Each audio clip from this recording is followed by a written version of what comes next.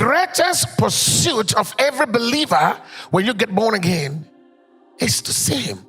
Whosoever abides in him sins not.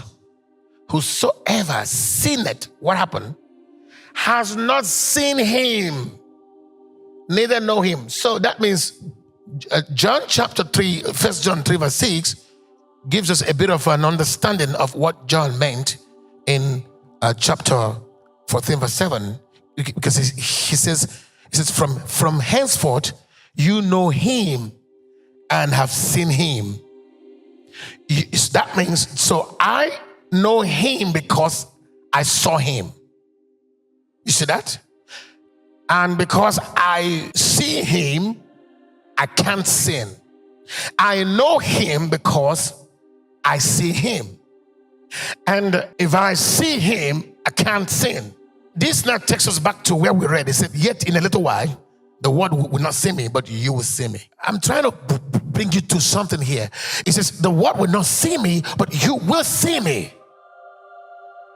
Yeah, will see me. And then it says, you don't know him, and that's why you sin. And you sin because you don't know him, and you don't know him because you have not seen him. So that means that I want to locate a church that can beautify the atmosphere to host the manifestations of Christ, so that I am enabled to see him in order to transform, change, and not sin. Having that in mind, let's just read that again. 1 John 3 verse 6. Whosoever abides in him sins not. Whosoever sin has not seen him. So if you sin, you have not seen him. Meaning, anybody that ever sees Jesus, what happens to him? He cannot sin. Why? Because when you see him, the first aspect of him you will capture into your essence is his holiness, his ability not to sin. That's the first thing you capture when you behold him.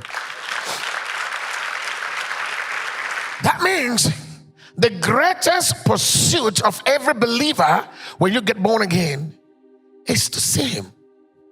But the lies is you only see him when you die and go to heaven. So this has been the religious lies that have held the church under bondage for a long time. And because many have preached only seeing Jesus after death or after rapture, now no much interests, no much work, no much efforts, there's no much preaching that centers on seeing the Lord. And sometimes people just capture glimpses of him in order to talk pridefully. Oh, I just saw Jesus. Let me tell you something. These people they're talking nonsense. So what? Jesus? When you see Jesus, we will know. Sheku parada. When you see Jesus, when Paul saw Jesus, we saw what happened to him. Till the day he saw him, until the day he was beheaded, there was no contrary false resemblances from him. From the day Peter saw Jesus in Revelation, in the realms, he wrote it in somewhere in Peter. He said, I will put up this my tabernacle even as the Lord has shown me. Meaning he had a vision of the Lord after Christ had left. I'm not sure how many years it took him to ascend and see Jesus in the realms. Because Jesus of the realms is not the same here. It's not the physical one. He is in his highest level of glory in the realms. So when you behold Jesus in that dimension, there is a capturing that happens. There is a transformation that happens. You know, and when Peter beheld Jesus in that dimension, and then he returned back from that moment until he was crucified upside down, nothing contrary was found in his life. No one sees Jesus and not transformed completely.